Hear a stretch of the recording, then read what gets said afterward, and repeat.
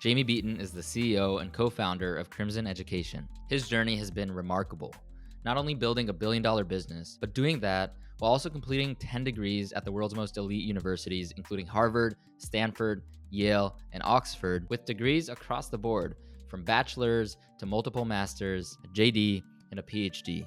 Our talk goes deeper than just the titles and looks into what drives Jamie, the sacrifices he's had to make in favor of impact and success, how artificial intelligence is influencing education, and how to have a long-term plan while also staying willing to adapt and change. Jamie's global perspective, personal values, and entrepreneurial drive really sets him apart and made this conversation especially meaningful. Thank you for listening, and I hope you enjoy. I've read about your journey. I think it's fascinating. For folks who aren't as familiar, could you share a little bit about where you started and your life experiences so far?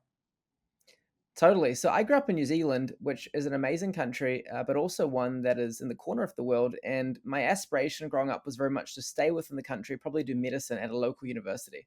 When I was about 14, I met a student called Ben Kornfeld, who was an American fellow who'd gotten into Yale. And he mentioned on the train actually out to school that I should think about these global universities. The idea really caught fire with me. Something about going global, being in these ambitious hubs where people are really swinging for the fences. And I began preparing for these overseas universities. As I went through high school, I did all kinds of interesting things in those 4 years, then applied to a range of schools like Harvard, Yale, Princeton, Stanford, Wharton, Columbia, Cambridge, and gained admission with them. And at that point, I realized actually there was a big gap between the college guidance available in local high schools and what it actually takes to get into these schools. I headed off to Harvard, where I began a degree in the States, and then I launched Crimson Education. At Harvard, I began investing for a hedge fund called Tiger, one of the top long-short equity funds under the late Julian Robertson, which was an amazing journey. And then for the last 10 years, I've been building Crimson Education from a small startup in New Zealand to the largest player in our industry, helping tens of thousands of students globally getting into their dream universities. And along the way, I've continued my personal education journey, going to a whole range of various schools and diverse areas from military studies to law to healthcare to applied math and finance. So it's been a really interesting learning journey, both personally and also for my students, and also, of course, in entrepreneurship, building Crimson on the world stage. Wow. Yeah, that's quite the life journey. So I appreciate you sharing that. And it sounds like Ben was a super impactful person on your life in retrospect, for sure. Growing up, who did you look up to? So I think growing up, I grew up with my mum, who's a single mother, and in the early years, really her entrepreneurial journey of starting a business from scratch and seeing her growing that over the course of my schooling years and building out her team and expanding across the country was really actually a key driver. And she has a massive work ethic, and so I think many of those things subconsciously had a big impact on me.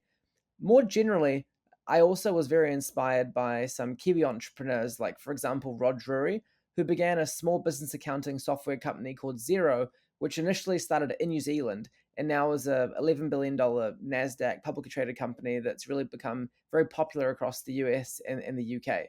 More generally, in recent years, I've also been very inspired by folks like Bill Ackman, a prominent hedge fund manager who has pioneered a style of activist investing. He wasn't one of the first to do it, but he certainly reinvented activist investing in the social media era.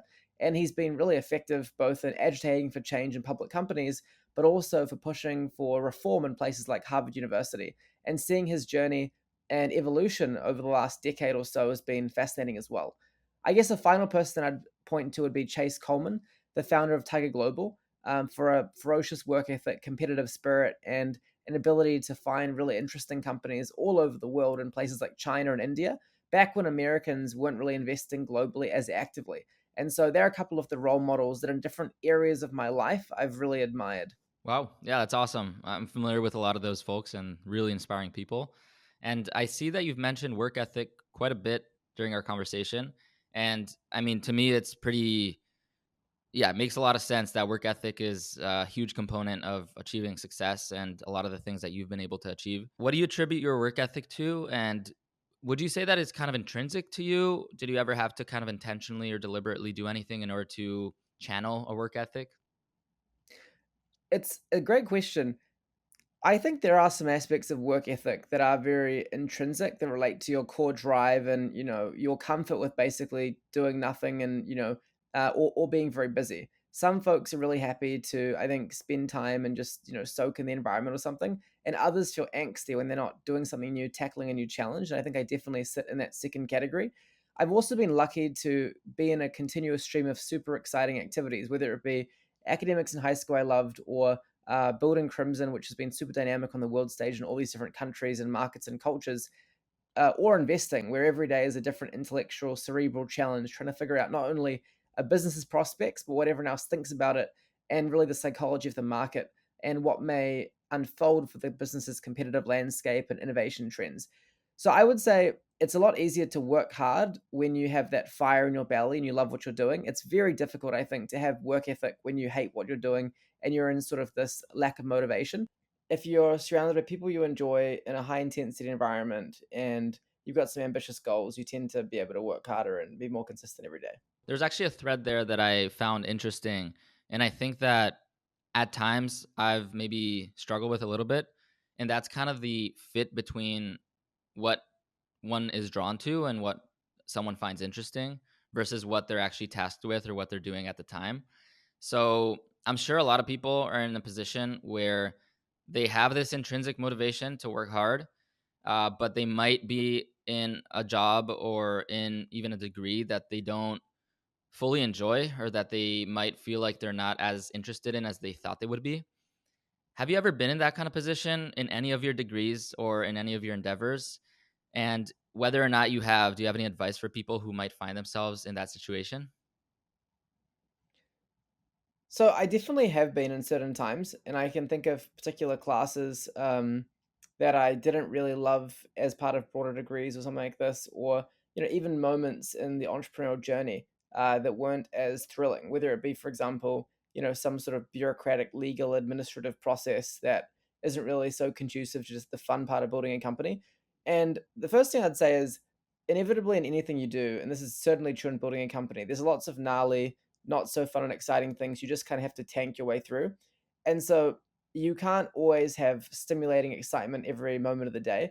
And I think that you need to develop some capacity to sort of push through it. But at the same time, I think if you find yourself waking up day after day and you just don't have that fire in your belly because you're not quite in that environment you like, I think you need to be very methodical about asking yourself, okay, if I keep grinding at this, will the next role or the next iteration at this company give that fulfillment to me? And do I have the stamina to kind of get there? And if the answer is no, you probably have to think about, okay, what else can I do to, spin out of this? Now, with an undergrad degree, I think you normally just want to finish it and get on to the next thing and avoid sort of like iterating and changing degrees too many times and wasting time. But I think when it comes to your career, a lot of the time, the people that really thrive the most set up this 10, 15-year journey of compounding that really is in a swim lane that they love and they're really good at and it fires them every day. So I think if you find yourself sort of meandering in this valley of a lack of motivation or work ethic, you probably have to ask those big questions pretty quickly. Now, you also might find that in general, you're a more entrepreneurial person where working for someone else or some other organization is inherently not very motivating for you compared to something that's a bit more intrinsically driven. And that definitely is the case for many entrepreneurs. And if that's the case, then you really have to ask, well, is this the right time to start a venture? And is there an opportunity for me to find something potentially that isn't full entrepreneurship yet, maybe, but is some kind of more in between role where you have autonomy? And the example I'll give you is when I was investing at Tiger. And in this kind of role, it is a very independent, autonomous type thing where you generate your own ideas, do your own research. And so you do have a role and you have a job and stuff, but at the same time, you're judged purely by your outcomes. How good are your investment ideas? What returns do they generate? And you have a lot of free mandate to find them. So to some extent, you have a lot of entrepreneurial agency over what you do. So I think you really have to self-analyze why you aren't finding that thrill in what you're doing.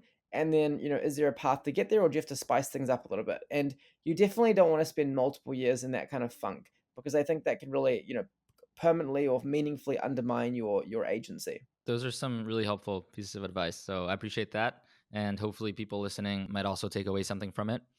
And yeah, you touch on your time at Tiger. I know that from just reading, you've been, running Crimson for over a decade at this point. So there were times where you were, extended times where you were both a student and running a company, where you were an investor and running a company. And it seems like you're often doing so many things at once. How do you maintain the conviction and commitment that's required in order to succeed in entrepreneurship, while also giving yourself time and permission to focus on other endeavors and other commitments? I think for the most part, if you think about my education and entrepreneurship journey, these things have a lot of powerful overlap for a long time. So I'm typically, because I started at Crimson when I was very young, 17, I had to acquire a lot of the skills necessary to be a really effective person in the world of business, while I was running. And I acquired many lessons sort of through entrepreneurship at Crimson, but also through things like, law programs, business programs, and some of the academic content that drives our product strategy, like my online schooling work, my PhD. So there was a lot of overlap there. More generally, to your question of how you make time, I think in entrepreneurship, it's not just a question of how many hours you put in, right? It's really driven by your efficacy, and especially if you're leading people and leading teams, you've got to be very, powerful in those one-on-one interactions and, inspiring the team to aim higher. And so you need to basically make sure you're charged up on a personal level. And that could come from hobbies, that could come from fitness, travel, whatever gets you excited. You need to have enough time for that so that actually when you're on, workplace wise, you're really fired up.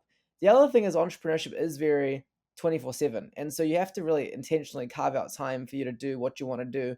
Otherwise, it will really consume all aspects of your waking day and night, which is actually great if you love it. But you'll find probably that you'll be longing for a bit of extra activity that will kind of fire you up as well. So for me, I found that actually the intellectual journey of things like a military studies degree, which were quite orthogonal to my Crimson activities, gave me a bit of a breath of inspiration from a very different domain. And I think that can also bring new ideas, new perspectives, new energy as well, back to the discussion. And especially in our case, where we're helping guide thousands of students through their career paths in different fields in the world, it's quite good for me, at least, to be very dialed into many of the key career pathways, different trends globally, different countries, what the different working environments like in various cities to help guide our students. And I think being exposed to so many different types of students in different parts of the world through all these studies have actually been quite helpful. So a lot of it is driven by just my love of learning, but I think there have been many tangible benefits for Crimson as well. So it hasn't ever felt like I've been sort of like doing two massively different things all the time. They've always felt quite interlinked and inextricably linked, I would say. Wow, that's awesome. Yeah, and sometimes I hear these colloquialisms which are often, you know, questionable, but sometimes they have some truth to them about kind of book smarts versus street smarts. So, how much of what people learn in a classroom environment is actually applicable when they try to apply it in the real world? I don't think that binary is necessarily absolute. Often those two can interweave. But I'm curious from your perspective, as someone who is both very applied and also very comfortable in a theoretical environment, how you view that kind of trade off between theory, practice, and whether or not one has to come at the expense of the other, and how those two can kind of come together. I was recently speaking to this really talented New Zealander called Christopher Liddell, who was Trump's deputy chief of staff. And one thing that he said to me that really stood out, and he also was the former CFO of Microsoft, was that he has this kind of corpus of knowledge, and every time he acquires new knowledge, it gets added to this like multifaceted sort of bank of how he sees the world, and then he uses this kind of evolving worldview to help him, make decisions, make calls, etc. And so I think this is a very good metaphor, I would say, for how knowledge functions in my mind. Where if you go to university and you just literally learn the theoretical lessons, yeah, sure, that's not going to give you enough firepower for the real world. But if you basically see that, okay, these theoretical concepts plug into this mosaic of information, and then you color in the lines with real world applied experience, conversations, context for actually building things, over time, the combination of theory plus practical execution together, gives you this powerful framework. And I think about, for example, the content I was learning in behavioral finance classes at Harvard, or, for example, investing or theoretical finance classes, and then the applied work that I was doing at Tiger, where I would see, for example, the gaps in certain theories, like the efficient market hypothesis, which argues that actually the stock market is always efficiently priced. You can never find an undervalued stock. But the entire kind of financial services industry is predicated on the fact that maybe you can beat the market sometimes, or at least people think they can. And so I guess the point here is there are definitely like implementation limits to theoretical knowledge in a university, but you've got to kind of go into that cognizant of it and recognize there is a lot of value to these concepts, but they have to be built upon, extrapolated, applied. And when you kind of have both, you're in a very strong position. I think on the flip side, if all you do is pure application, it's hard for you to sort of have this overarching theoretical foundation for how the world functions. And I'll give you one example. Take incentives. Whatever you do, people you hire, investors you partner with, whatever, people always have underpinning incentives that drives their economic activity. And as a student of economics, you really just study the incentives. It's very cold and transparent. And when you sort of study things like labor economics or, incentives and uh, employment contracts, whatever, and you understand this almost through a mathematical framework, then you go into the economy and you start doing business deals and stuff. You're not really surprised by how people act because basically, you're really used to sort of seeing their activity as a kind of economic model. And of course, you overlay their personality and their vibe, but at the core of it, there's an incentive which often drives the vast majority of how they conduct themselves. So I think that's a very good example where having built the strong economic foundation and incentives, then you start building your company. Even when you would be typically say surprised in a place like China about how someone might try to say rip you off in a business transaction or whatever, you can actually quickly understand why some of these things might take place. And the example in China I'd give you is in a place like China, if you're a foreigner, you can't really use the courts to protect yourself. And you can't really easily verify a lot of the information that's accessible. And typically, your interaction with these people will often be like a one time transaction if you're acquiring a company from them or something. So, what this means is their willingness to sort of like rip you off or try to sort of exploit you in that interaction is very high. But if you're engaging in a more sort of like multi interaction, environment, like let's say in New York City, where you've got functioning courts and a lot of like transparency around people's reputations and stuff, then you're much less able to sort of act in this bad way that some of these folks might have done, say, for example, in some of our early business deals in China. And so I think if you act just outraged by any sort of like bad business transaction, you're probably missing the point. But if you've kind of studied, for example, laws and incentives and economic contracts and these other kind of like economic frictions to the market, you'll have a better intuition for why, for example, you're much more likely to get ripped off as a foreigner doing business in China than, for example, in America or New Zealand, where I'm from. So I think that's a simple concept, but it sort of illustrates the intersection of theory and academic knowledge and then applied information well. And I found actually I've been able to build up a pretty interesting worldview through combining a lot of academics plus a lot of just applied experience in the real world every day. As you touch on your travels, I know you've lived, studied, and also visited a ton of different places in the world. What have your travels taught you about empathy? Oh, that's a great question. Very deep. So first of all, I would say I have an amazing mentor, this guy called Jason Lenger in Australia.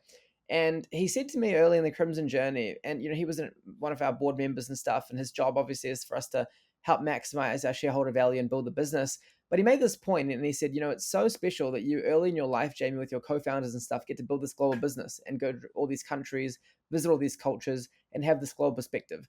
And as I reflect on the Crimson Journey 10 years into our excitement, I'm so grateful for that because Crimson has taken me to all these funky places from Russia, like St. Petersburg, Moscow, all the way to, funky cities in China, to Southeast Asia, to all these different states in America, and really all over the world, all the main continents and countries. And so I think first of all, there is a certain just appreciation for the magic of humanity that comes from visiting all these different places, and then also just the difference that exists in the world between a place like a Middle East and a place like in Australia. How people are wired, who goes there, their religious beliefs, cultural beliefs, all this stuff. It sounds obvious, but I do think if you're only living in one city, one country for huge portions of your life, you might be happy, but you're missing out on a richness of the world that's really exciting to understand.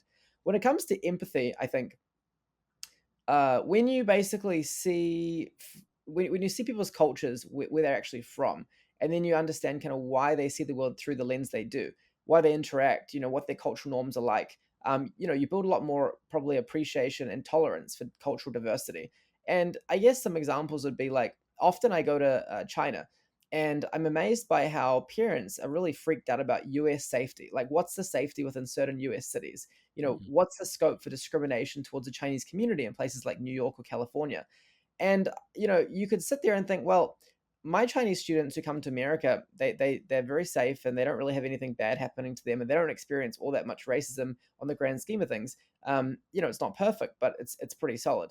But when you think about, for example, WeChat and some of the state propaganda and some of the content parents are exposed to, then you Mhm. overlay this kind of filial piety where children have got to, be very deferential to their parents and Mhm. really listen to their parents' will. You can imagine why the parents are freaking out because they see this content on WeChat. It's their main news source. and then they like sort of didactically tell their children America's unsafe and dangerous and all this stuff. And then the child who basically spending so much time studying academically at school with their family and back, takes on this worldview. So by the time they come to America, perception becomes reality, and small interactions which actually aren't that unsafe seem extremely dangerous, like being on a train in a New York subway or something. So Hmm. that's an example where by traveling to China, seeing the social media platforms, engaging with the journalists, seeing how the media functions, seeing the parents' attitude and their worldview, and also sort of the government's intentional, steps to sort of control the narrative, you kind of understand why, for example, these people feel this way when they come to visit America, even though, for example, a dude from Australia feels very comfortable kind of rolling around the streets of Manhattan, in their board shorts or whatever. So, Hmm. long story short, I do feel like when you see people in their home country, home element, your ability to kind of empathize with them goes up tremendously. And also your ability to understand where they come from when it comes to conflicts too. Like if you, for example, have never visited like Trump states of America, like I don't know, parts of Pennsylvania that have their jobs shipped out, or I visited, for example, parts of North Carolina or Kansas City and some of the funky parts of these areas, and you just live in the coasts, you might think it's crazy how, for example, maybe Trump has the momentum that he does.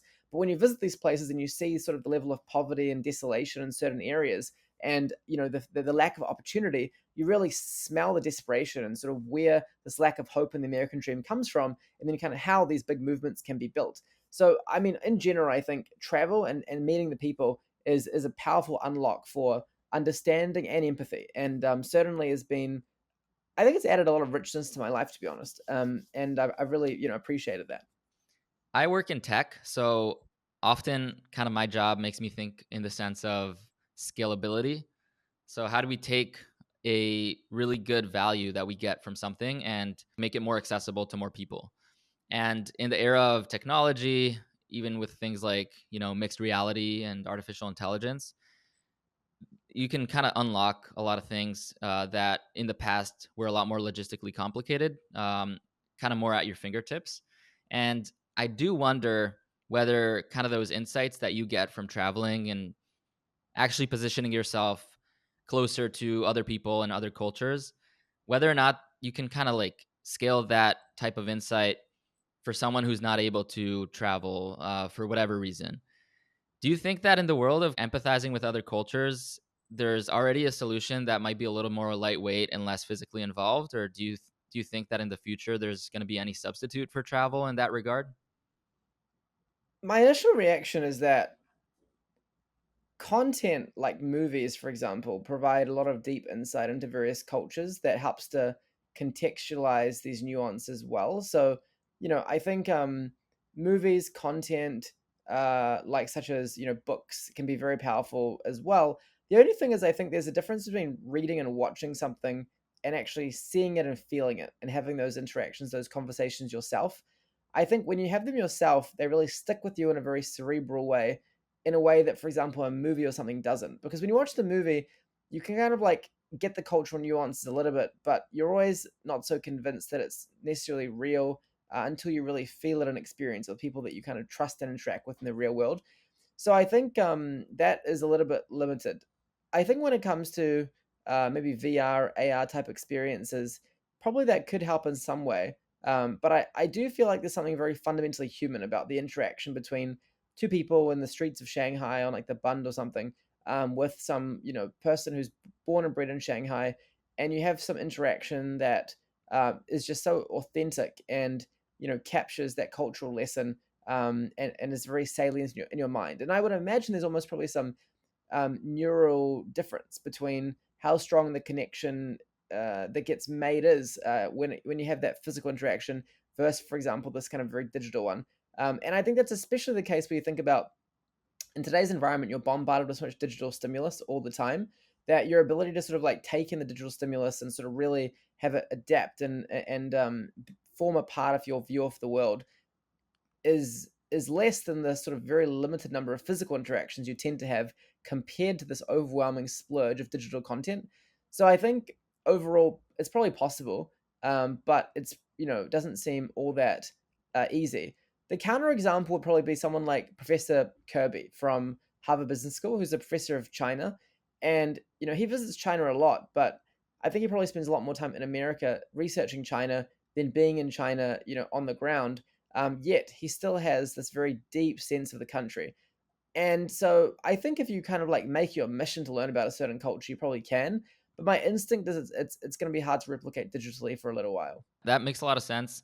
And I by no means think that technology is just going to replace all human experiences. But I do like to kind of think about what its boundaries are in that regard. So that's really interesting to hear your perspective. And kind of similar topic, if we kind of discuss technology, you've been running Crimson Education since you were 17. It's been over a decade, and technology has changed a ton since then. So I imagine also the nature of kids, teenagers who are applying to colleges or kind of building up their profile has also changed as far as their tech savviness, the tools that they use, and kind of their overall demeanor. What changes have you seen in the young generation since you've started working on your company compared to today?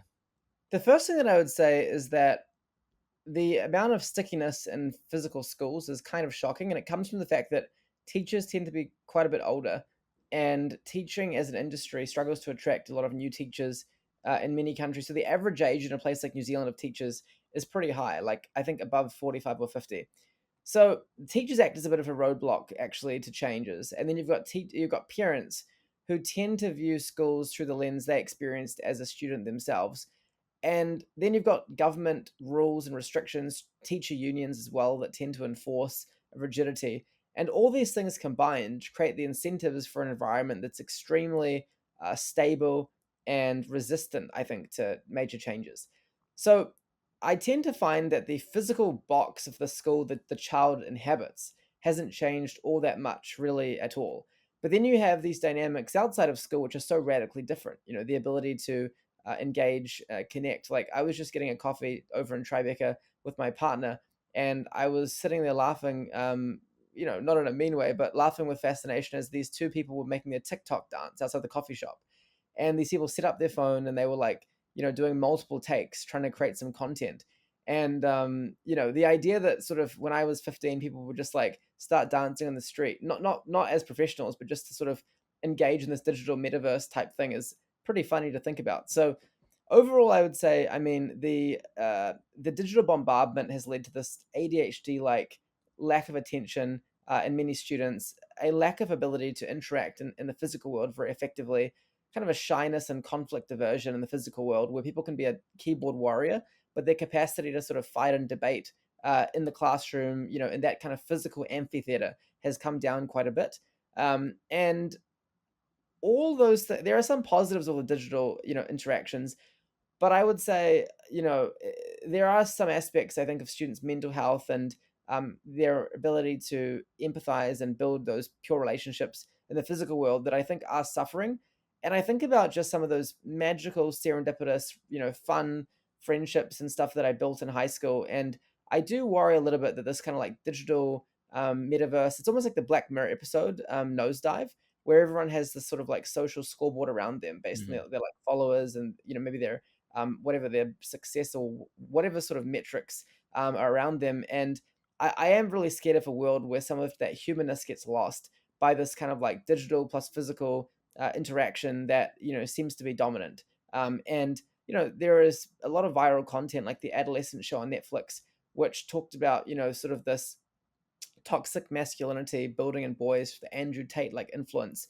And I'm hearing about this more and more in different parts of the world, and it is scary thinking about all the ideological shifts a 12-year-old could have sitting in like a Reddit cesspool. And I Mhm. do think we had a pretty gnarly internet like 4chan and stuff back in the day when I was like 12, but I do think that the capacity to kind of just go deep into one of these digital chambers and be not really present in the physical school is pretty high. So I am pretty pro some of the traditional interventions, like things like such as banning phones during school hours or limiting screen time. And it is very telling that many Silicon Valley executives don't want their children looking at screens all that much. So my two cents is there have been massive changes outside of the classroom to the digital and social environment. The physical school is shockingly unchanged. Those threads that you bring up on just Black Mirror episodes, social commentary on technology, regulation and intervention and stuff like that. Super fascinated about that. And I'd probably drill into that rabbit hole, but I'll try to keep us focused on some other topics. But yeah, I appreciate you sharing your perspective on that. As it relates to your line of work and college admissions and all of that, are you seeing more people use AI as a tool for writing essays, for building up their candidacy and stuff like that? And how do you feel about these technologies being used as part of the admissions process? The first thing that I would say is I am glad that I applied to college when I did because it does make me scared to think. Imagine you're a ambitious 15-year-old and you're competing with all these guys, and the schools have pretty dodgy AI plagiarism detection tools. And so, if you, for example, aren't particularly ethical, your ability to, for example, generate, essays and compete in competitions with these fake essays, or generate these, college application essays that are massively better than your actual English ability. Or your ability to, for example, generate and code random projects is kind of sky high. Now, there's different uses of AI, some ethical, some unethical. Like I think it's very fair game for you to build apps using no code, like vibe coding AI tools. That's all good. And I think that's a very good modern integration of AI skills. But of course, if your English class is no longer a meritocracy because kids can just like generate their homework on AI, and you, if you don't want to use AI, are either forced to have worse grades or essentially cheat, is pretty gnarly. So I hope sooner rather than later, some of the assessments and just the framework of how people are assessed adapts to the AI world. There's more live assessment. There's more kind of pen and paper exams. There's competitions that enable open integration of AI, so there isn't sort of this uneven playing field, because it does make me feel a little bit like a sort of Lance Armstrong steroids and cycling type Tour de France thing right now, where he talks about how well he used steroids, but everyone else kind of did too, so he just got caught because he was famous. And I don't like the idea that a student is forced into this kind of conflicting moral position, especially because it's so high stakes. I think for many high schoolers, if they care about getting into top schools, each little honor and award or grade can move the dial a lot. So Mhm. my opening point is I think it's a pretty scary time, to be honest. If you take a step back, if you value getting into top colleges, this is an odd time to kind of be applying for college. I think beyond that, there's a lot of positive benefits to AI. Like, you can use your AI tutoring and have more readily accessible knowledge all the time, which means that you're not stuck. If you can't ask your mum, who's not a professor, about some multivariable calculus question, you can get a solution rapidly, which is really powerful. So there are some really good benefits. But on the whole, the thing that scares me is just that I think there are huge cross sections of students in the world today that are doing a lot of their work on AI. And it's probably going to undermine their ability to construct powerful essays and do work that for example was normal 4 or 5 years ago without these tools. And the desire to sort of have the cheat code the easy way is pretty profound when it comes to AI.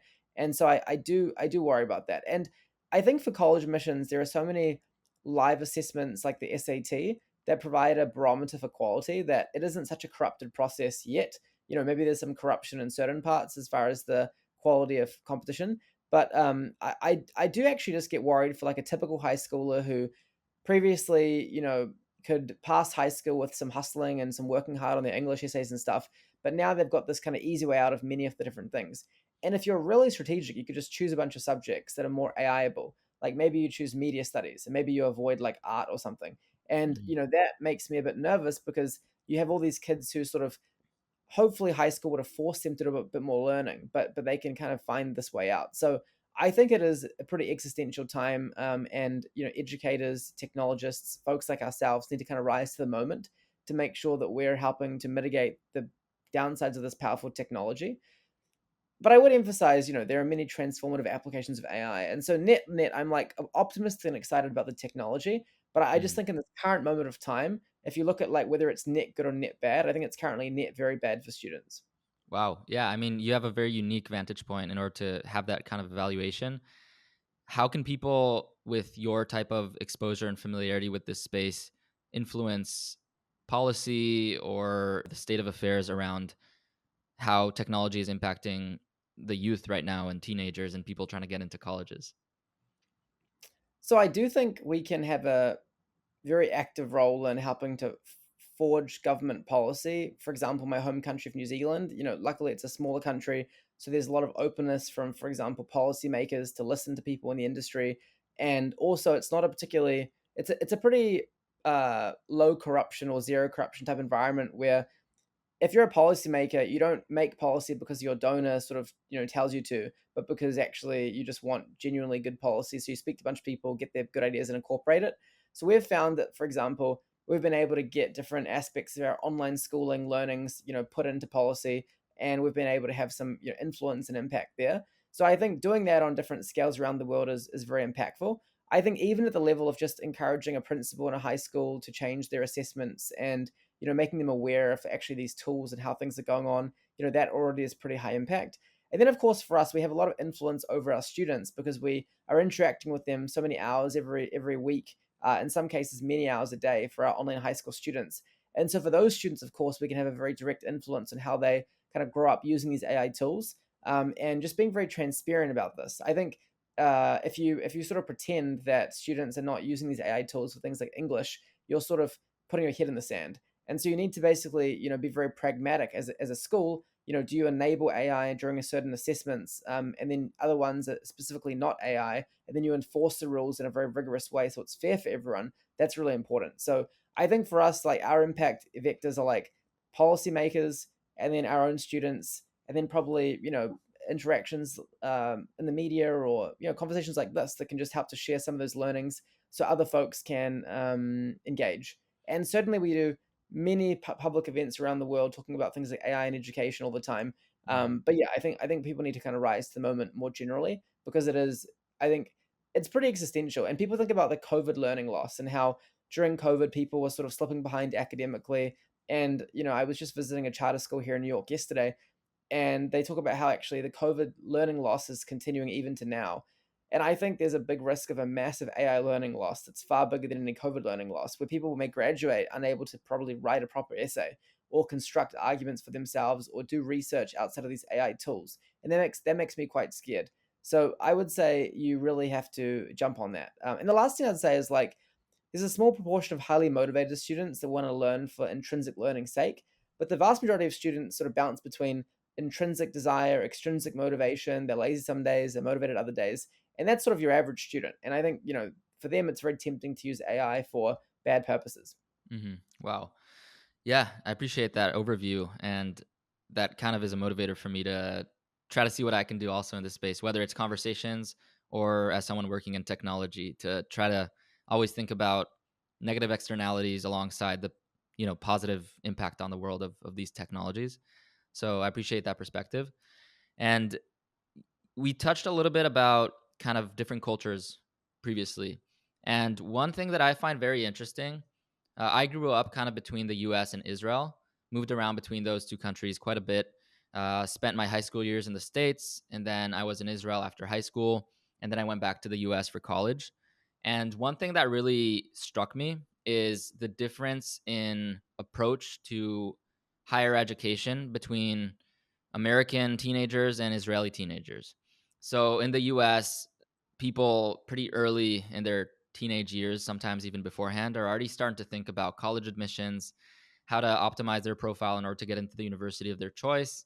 And, they're really kind of thinking about that and being proactive about it early in life. Whereas in Israel, often part of it is also because there's mandatory military service. People don't really think about that until maybe their 20s. And then even during their 20s, they don't attribute as much significance to maybe the name brand of their university that they're applying to, with obviously some exceptions. So I imagine once you expand it to beyond just these two countries, you get a plethora of different kind of cultural approaches to college. When do you start thinking about college? How important is it to get into a top university and stuff like that? So for you, you've been in this space for a while. You also grew up between multiple countries. How do you kind of view the difference in culture and difference in approaches to the importance of higher education? And what would you say are kind of the pros and cons between cultures that emphasize it so early on for kids versus cultures that might not encourage people to think about it as early? So my starting point is I don't know if I can answer the very existential questions about like we as people should focus on in our fleeting 100 years in life and sort of what's important. But I'll answer the question through the lens of which system makes more effective people that are able to kind of thrive better in the economy. In New Zealand, we have a very chill national curriculum. It's very easy, and the standards are very low in general right now. And getting into university is very easy, and the entrance standards are super low. And what this means is that high school is very relaxed, very chill. The amount of work you've got to do after school is low. And when you get into university, the programs aren't very taxing overall. And so you have this sort of almost lethargic attitude towards education, which spreads. And the flip side, let's say, is a place like Seoul, Korea, which I think is very intense, where you've got a very traditional gender dynamic where mums often are responsible for the child's education. The fathers out there have to, make money for the family, and the kid's job is to achieve good grades, get into a good college. And there's huge cultural obsession with the prestige of the school you get into, the ranking of the school. And from a young age, the parents and students work obsessively to get the child into a top university. So from the age of about 10 or 11 or 12, people are really gunning it. They're going to tutoring academies. They're doing things every summer. They're working late at night and through academics, and it's a school-wide, city-wide, countrywide obsession getting into these top universities. America is somewhere in the middle. Now, my general take, looking at different countries, is that the career thing is too extreme, and basically the problems with it is like it sort of takes your childhood away from you. You don't really have free time to go do fun, exciting things, which is painful, and you also are in a situation where you are super stressed all the time, and you go to school and it's like your heart rate's rising as soon as you get up. And a lot of the students flame out and burn out, and some make it out and they're like sort of the gladiators that survived this tournament, but the vast majority have a pretty negative experience going through this. I think in America, you kind of have a nice in between where people are hustling hard, but it's not crazy. And if you think about what college admissions incentivizes, it incentivizes academics, extracurriculars, leadership, essays, interviews. These are all very useful things in your life. It incentivizes you to explore different fields. It incentivizes you to learn how to market yourself. It trains you to be very disciplined because your GPA is important, and that requires sort of conscientiousness. So on the whole, it's a very effective incentivization mechanism that turns a young person who would otherwise be clicking on TikTok or playing video games or sort of mucking around, and channels them towards a set of productive activities. Also, unlike getting into Indian universities like the IIT, it isn't just academics, right? And so if you love photography, you can do that. And if you love social impact, you do that. And if you want to do some activism stuff, you can do that. And so I think the flexibility there is really high. So overall, I think like probably America is in a pretty good spot where it's like a bit stressful, but largely it's quite motivational and positive. And I think Korea is a bit too nuts. And then probably New Zealand is way too chill. And so that's probably how I would characterize it. Yeah. And I think, of course, there's a trade off because, like, do you just want people to be super effective economic agents where they're sort of born in life and they just quickly acquire the skills necessary to make money in the economy? They go work super hard for their whole life and they retire and, die, and then sort of the cycle starts again. Or, do you want people to have the ability to sort of really be very humanistic in their cities and build deep relationships and sort of spend a lot of time with family and, explore things that don't really have direct economic benefit? Probably you do, right? And so I think there is also a question about like how much efficiency is too much efficiency. And America certainly is like capitalism cubed, or like to some crazy level. And then you've got places like Italy that are a more sort of like maybe delicate balance, maybe a bit too chill. So I would say um, the American college admissions process feels pretty solid. The American kind of capitalist intensity feels a little bit too high, but on the whole, not too bad. And then probably a lot of the other Western countries maybe a bit too chill. And then I think a lot of the Asian countries, from my liking, are probably a little bit too hardcore on average, although the people generally seem pretty happy over there a lot of the time. So, yeah, I mean, it varies, but that's my sort of macro assessment. A lot of generalizations there, so bear with me, but hopefully helpful. Yeah, I mean, super helpful and also just interesting to hear.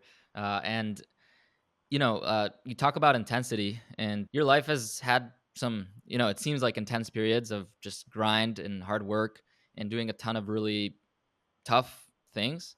I know that like talent and skill is one part, and some people are just built a little different. But is there anything that you've had to sacrifice in order to achieve all of your success?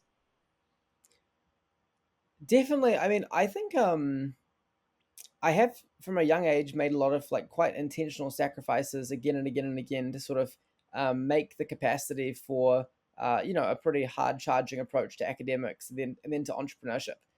And I'll give you two examples. So one would be college. So when I was at Harvard, I had an amazing time, and it was so fun because there were students from all over the world, very ambitious, very interesting, so many different interests, like really quite a cool place. And because I was trying to run out the door to go launch Crimson, or rather scale it up with the Series B capital and jump into my career, I really pushed the degree to get finished in 3 years and not the normal 4 or even 4.5 for the sort of a master's and bachelor's. And so as a result, I graduated, skipped my senior year, and typically in the US college experience, senior year is sort of this like wonderful time where you kind of made all these amazing friendships. You've already got your job, and you're kind of in a bit of la la land for a year with your buddies. So that's one such example. Second example would be sort of at business school. I actually chose to go to business school quite a few years earlier than is normal. So I began my Stanford MBA when I was 22, and I finished when I was 24. And normally you go to business school when you're like, in your late 20s or even 30. Mhm. Now, what this means is that the stage of life of people is quite different. A lot of them are sort of like married with kids or whatever, or going to get married with kids imminently. Whether I was just out of college and I had a long term girlfriend at the time, but it was a bit of a different stage of life. Now, I built many amazing friendships. Some of my best friends actually from my business school class, but I think on the whole, I sort of actively didn't spend a lot of time on the parties, the socializing, the MBA trips, the Las Vegas foam stuff that defines a lot of why, for example, people love like Stanford MBA. And I focused on my academics and Crimson a lot.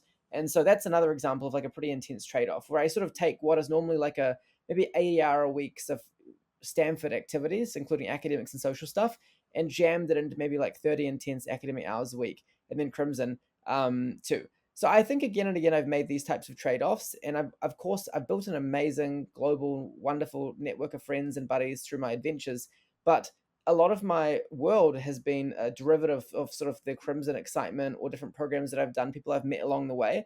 And so that's also meant I've met many interesting people, but I wouldn't say that I had sort of the conventional college experience where you're sort of partying with your bros every week or something. And like that's a big part of like your memory of college was this sort of chill fun time. It certainly wasn't for me. It was actually very high intensity.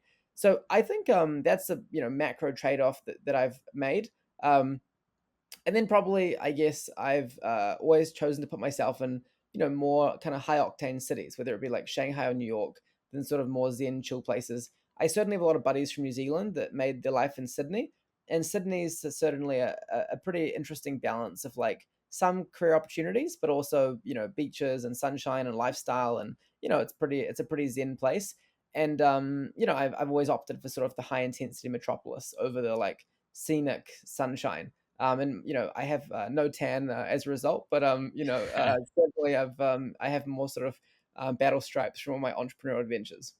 Yeah, absolutely. I mean, often when I make sacrifices, so when I kind of prioritize working a little bit harder over hanging out, or prioritize like working out and eating right over eating a really good dessert or something, whatever it may be, from strategic things to tactical things, sometimes I do experience FOMO or even doubt of, like I really want to go hard on this, but maybe it would have been nice if I kind of let loose a little bit and done something more fun, or there's a shiny object and maybe I get distracted a little bit. For you, it sounds like there's a lot of conviction of, yeah, I mean, I traded off some of those parties in order to work on my company, and that was a good decision. So, do you ever experience doubt when you make these types of sacrifices? You know, I don't actually. I think I probably wish that I could say that I do, but I think probably just my wiring is such that I'm very mission orientated, and I get a lot of joy from the hustle. And I always want to be in a pretty high octane state. And I make a lot of great buddies through the course of my adventures and all this stuff, but I've never really been the type that sort of just, I don't know, chilling on like a boat party or something gets me going. It's just not really what sort of I think makes me excited. So and also I'm sort of I find life is it's awfully short. Like we're only here for I don't know 90 100 years. I'm almost 30. I don't know. It's a lot of life already happened. Yeah. If you get a bit cranky when you're 80 or something, that's 30 out of 80 years. If this was sort of like a yeah, like it is a bit ominous how fleeting life is. And I feel like as I go through every passing year, life gets faster and faster and faster. So I blink and it's like another year's past. So Mhm. I feel like no, I really feel I think I feel FOMO when I take the foot off the gas, because I feel like, I could have probably pushed a bit harder and achieved some more impact. And the impact actually is very much not tied to, for example, financial outcomes or something. It's really tied to, I think, doing hard, challenging things that are sort of stimulating and new and fresh. And everyone's got their own kind of ambition and approach, but I felt a lot of like fulfillment from taking the more challenging, high intensity path each time. And maybe one day I'd change, but I think for now it's sort of served me well, and I'll keep at it. Yeah, I mean, I find that admirable. So I appreciate you kind of giving us a glimpse into your wiring. And you described kind of that understanding that life is short. Was there any particular event that struck that realization for you? Yeah, I think so. I mean, uh, growing up, I was very close with my grandparents. My granddad and grandma, grew up in sort of this three generational household, and seeing my granddad, and he sadly passed away late last year at the ripe age of 95 years and 10 months. So we're very proud of him. His Scottish resilience tanked on for a very long time. Mhm. And, I guess just sort of seeing his journey in the last 10, 15 years of his life, and, just seeing my own parents as they kind of go through different ages and stages. And then just thinking about, just how fast time moves. I think I am very close with my family, and I think probably seeing my grandparents, live such a vibrant life, but also, in their passing, I think that certainly did something to me psychologically, where it just makes me super conscious of time, and how precious it is on the planet that we have. So yeah, I guess um, that I think that is some sort of part of my wiring too, which is life feels awfully fragile and fast paced. And crazy things can happen at any time. You could be in an Uber and some random thing could happen.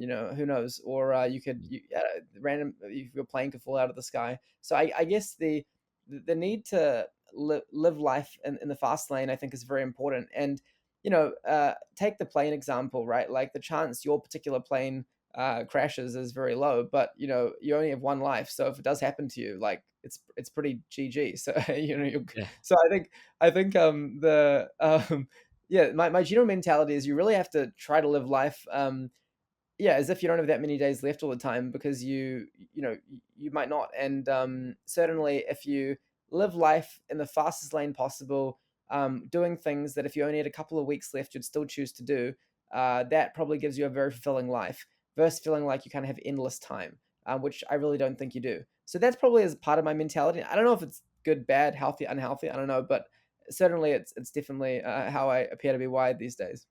Yeah, I mean, it sounds to me like it is a fundamental kind of aspect of how you make your decisions and how you achieve your success. So whether or not it's healthy, maybe not in my pay grade of like education or Who training. knows? Yeah, who Whatever. knows? But it sounds, yeah, I mean, it's really cool to hear you reflect on that, and I appreciate you sharing. And also, I think it's an important reminder of, yeah, the importance of living with urgency. So yeah, thank you for that. And as you discuss life being short, it takes me to kind of a general theme of curiosity around the trade-off between being, I guess, what would you say, like spontaneous versus having like a multi-year structured plan. And I'm curious for you, like whether you tend to have a long-term plan for yourself, whether that changes, how iterative you are in like your life decisions. So yeah, I would love to hear a little bit about how that works for you. So I think at the level of like days and weeks, I like to be very spontaneous. And for example, I love places like Las Vegas, because in a place like Las Vegas, and I don't drink or do drugs, but I never have. But in a place like Las Vegas, you can kind of roll around, and there's like Cirque du Soleil shows. You can like shoot a Barrett 50 caliber sniper. You can I don't know, hop in some skydiving simulator. A lot of fun stuff. Same reason why I like Dubai, or Abu Dhabi. You can like hop on the fastest roller coaster in the world, go to SeaWorld, check out some crazy water park. And there's a lot of life to be lived quickly and dynamically. So I think I love the spontaneity of the ability to do random things like this. But I do also at the same time when it comes to multi-year perspectives, I do have like a kind of macro strategy for what I want to achieve over various periods of my life, and I'm always open to adapting and changing these things. But I think part of my focus comes from those high convictions around what I want to do, and so I think I do tend to have that sort of multi-year focus, which I think is useful.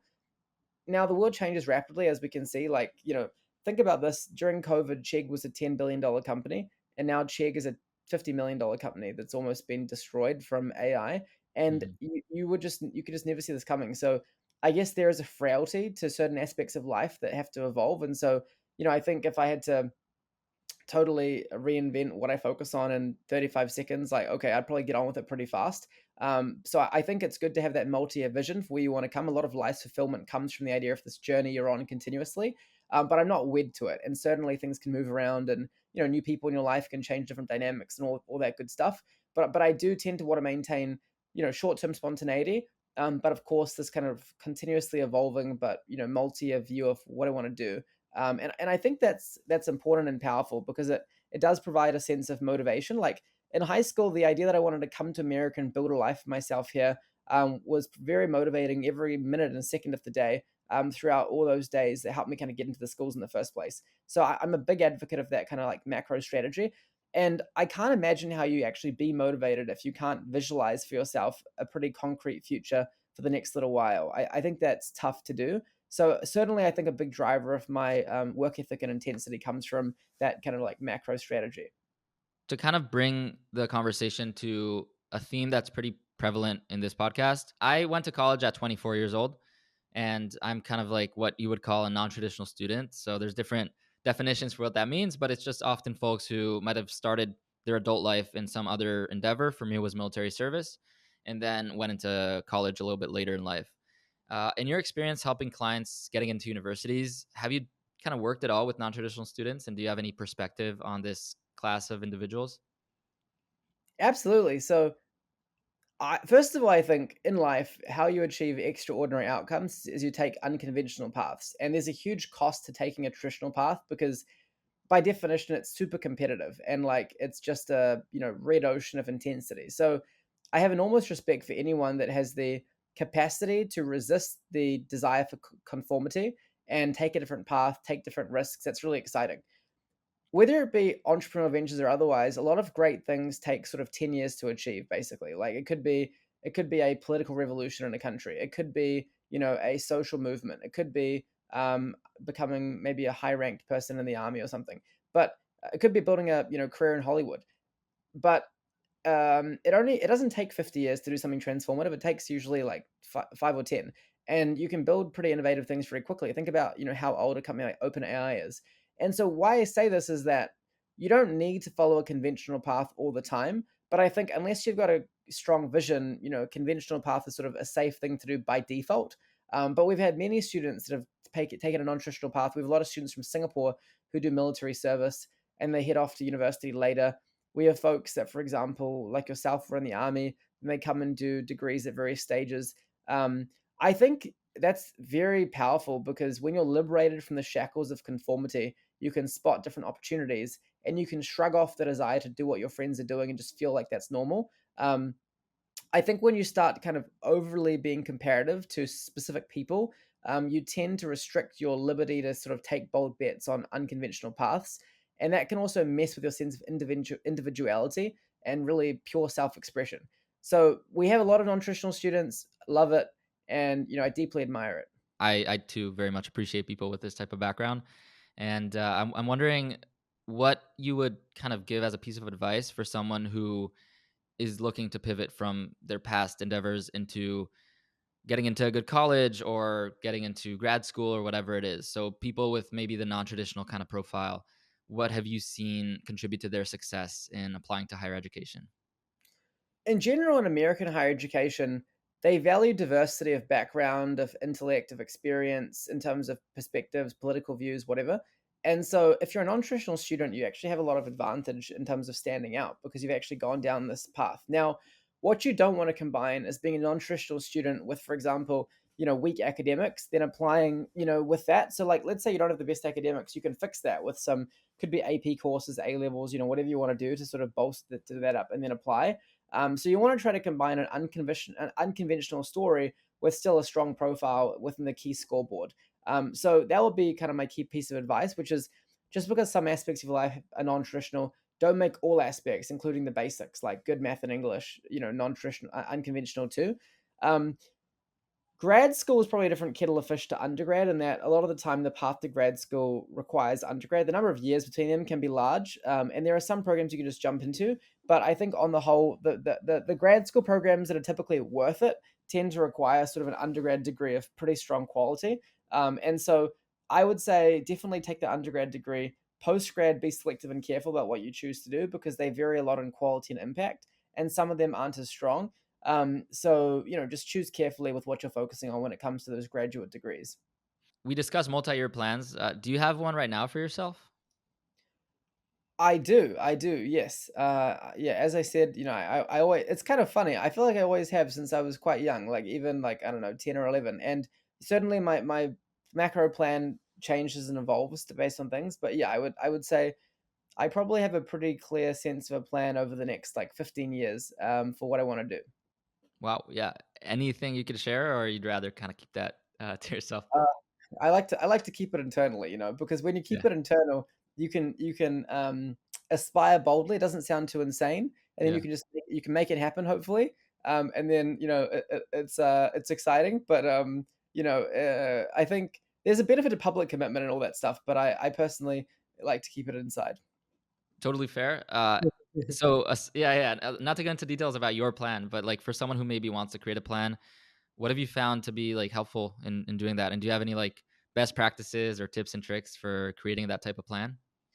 My first thing is like if you think about someone like Trump, right, and you think about what makes him get to where he is right now, a lot of it is delusional self confidence. Like he really believes since he was like, 40 years younger that he could probably get to this great role. And, for him, that was his aspiration.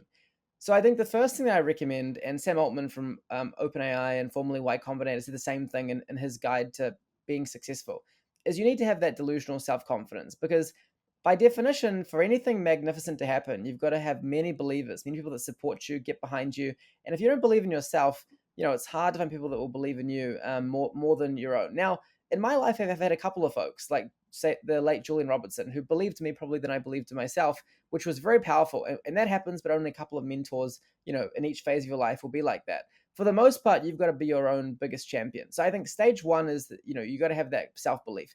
Secondly, as I think Steve Schwartzman said, the amount of work required to achieve like an easy goal and a hard goal is often pretty similar. So you may as well dream big, aim big, and shoot for a stronger outcome. And often in capitalism, people reward bigger outcomes, more effectively. It's easier to raise capital if you dream big. If you aim small, no venture capitalist wants to back that. It's not very interesting to them. So by default, aim big for sure. And then finally, this is an obvious one, but you want to find the intersection of like passions, what the market rewards, and what you can really dominate and win at. And you get exponential returns from being the best in your industry or best in a certain thing. So try to find things, even if they're niche, where you can be like a global leader in that segment. And it could be, for example, having the world's best Rubik's Cube podcast or something. It could be super Mhm. niche, but it's better to dominate a niche and just smash it than to just be sort of like floating in the wilderness. So there are a couple of kind of general things as well. Finally, also, when you build your macro plans, you can have the long-term ambitious outcome, but you need really detailed scaffolding for the next couple of months, couple of weeks, because ultimately a long-term plan's achieved through like many weeks of, good assembling, which compound over years to help you get there. And so you want to have the simultaneous kind of macro strategy, but then also a super detailed tactical next couple of steps as well. And that together kind of helps you, get there. So there are a couple of thoughts I would say, and then of course, bring in a couple of folks in this kind of game plan of yours. But you got to make sure that your ratio of doing to dreaming is firmly in the doing camp. So that balance is also important to achieve. Absolutely. Yeah. And honestly, that kind of makes me think a little bit about this podcast. So it's very much a side project. No offense to people listening. This isn't like my full time endeavor, But I do sometimes kind of wonder, how do you turn a passion project into like an actual like big success? And for you, while pursuing an accelerated Harvard degree, you started this massively successful company. So it doesn't sound like that was a side project at all. It sounded like you were locked into your academics, locked into your company and your project. Um, what do you think differentiates people who are able to translate like a side project into a massive success from people who are always kind of tinkering but not taking things a little bit farther? And do you have any advice for people who want to maybe make that switch from, yeah, like I've been working on something on the side and now like let's take it a little bit more seriously and achieve bigger success and greater outcomes? So one comment when it comes to side project is this, which is, so when I launched Crimson on reflection, it was kind of a side project as well, where I had 7 months off before I began at Harvard, and I had kids asking me, "Hey, how do I get into college from New Zealand?" And a lot of the time, side projects emerge out of genuine passions, right? Which is one part of when you're unstoppable in a domain. It's often when you have a genuine passion, and then also you obviously have this product market fit. And with a hobby, you often spot something you love, and you might see something that's quite unique in the market. So in my case, I sort of saw that college guidance was bad locally. A lot of kids could get overseas. I love my Kiwis, and so I thought helping them was pretty cool. So it's fun and fulfilling for me. And so those things swirled together to kind of bubble up what became Crimson, which then manifested from a small side project into kind of the main affair that I could scale. So I think side projects often enable you to sort of tinker and spot like gaps in reality, sort of mispriced parts of the market, or opportunities to build a business that are those opportunities. And so a lot of the time, slam dunk hits do emerge with a bit of tinkering. And the example would be, Slack. Slack was, I think, a gaming business, and then they built up an instant messaging platform as a tool to kind of help their main thing, which that became their main product, which then became massive. Or AWS at Amazon, they built this cloud capability for their main e-commerce business, which they then decided to bring to more companies, and that became a huge part of their business and I think most of their profits. So in general, the problem with side hustles is that you don't do them at full intensity, you don't do them with many hours, but the benefit of them is that they tend to be more intrinsic and pure and passionate. So if you were to pursue them full time, they generally have that fire in you that like ignites you because it's a thing that you do for fun. So side projects are often a really good zone to canvas for business opportunities or other kinds of impact opportunities for those reasons. Um, but yeah, you need to be careful that if you're finding some momentum, maybe inject more effort into them and see what can be achieved. Because I could very easily have just done Crimson as a side project for 6 months and just stopped when I went to college and focused on investing. And I think it was because I sort of saw that the flame was burning, and then I really injected some intensity behind it that it started to kind of ignite. And so, my advice would be, if your side project starts getting a little bit of traction, lean into it, because imagine if you put all the hours you're putting into your job into your side project, it could probably become pretty big pretty fast. Yeah, just to bring us to a close, do you have any parting words on how you've carved out a meaningful life for yourself, and advice for folks who might be trying to do the same? It's a great question. I think the first thing, it starts with self-awareness. What truly drives you? What truly do you care about? And if you ignore what others for a second have to say or think, and realize that a lot of them are biased towards, just pushing you towards pretty normal tracks. Not because of any sinister thing, but just because in general, doing ordinary tracks will lead to ordinary normal outcomes, and doing things bold and brave and scary, can put you on weird paths. And so people often want to protect you from, unusual disasters. And so there'll often be a handbrake on you kind of chasing unusual pathways. But I would say, it starts with self awareness and having that self determination, self belief. And then also a really clear sense of what fires you up. And if you haven't found something that fires you up, you need to get searching. And, it won't hit you in the face randomly. You got to go and explore different areas and see what you really enjoy and are excited by. And then finally, probably just life's too short to muck around and do something you don't like. And then finally, my last thing is, I'm not sure that chasing outcomes because they have strong financial results alone is very compelling. A lot of the time, I see entrepreneurs that are very mercenary and just finding any random business that they think can, be profitable, and it doesn't tend to work all that well compared to someone that's a bit more focused on a broader mission or a love of a space or an insight, which they keep coming back to. So there are a couple of thoughts that I would say is important in probably my initial traction with Crimson, getting from where we started to where we are today. I might have lied when I said parting words, because as you talk about drive and having kind of a strong sense of a why, I am curious whether you can touch on like what drives you in your work. I think when it comes to Crimson, I've always found that education is so ridiculously transformative. Like, think about this. I grew up in a lovely, beautiful island of 4.5 million people in the corner of the world. I had no family that had ever gone to America. We weren't particularly well off, although my mum definitely has built a great company in recent years. And going to these US schools really like launched me into Wall Street. They enabled me to get into rooms where I could raise tens of millions of dollars of capital really fast at a young age to build a company and then scale it around the world. And the key thing there, the connectivity was the degree that this teleportation device from New Zealand into the middle of Boston and then Manhattan and all of this stuff. And I think the fact that that is so transformative has always meant that I deeply believe in the education mission that if a student is inspired to put in the work necessary to kind of make this happen, it's one very high octane path to their life. Now, there are many ways to inspire folks to be successful, but I like what we do because it's a very consistent way to make it happen for someone. And whether they love music, whether they love, entrepreneurship or data science or whatever, if I can kind of get them to really dominate this kind of process, they can ultimately, be setting themselves up for an amazing catalyst opportunity in their life. And so I think it's the combination of how it's impacted me, that I've seen it impact tens of thousands of our alumni, that keeps me very fired up and motivated and sort of that impact. And then finally, education, we're not selling like, for example, social media addiction or something. Fundamentally, every day you do more education, you're typically improving yourself, which is good and healthy. And so I think it's a nice kind of intersection of impact, capitalism, and personal experience, which I've always found to be quite motivating. Wow. Yeah. I mean, looks like you're making a huge impact on so many people, and your journey and story are just really awesome. So it's an honor that I got to chat with you today. Thank you so much for spending some time with us and for joining the podcast. The honors all mine, and amazing podcast, great theme, and I really loved the conversation. Hopefully, meet at some stage in person, maybe in the Seattle guest book parks. Yeah, please come by.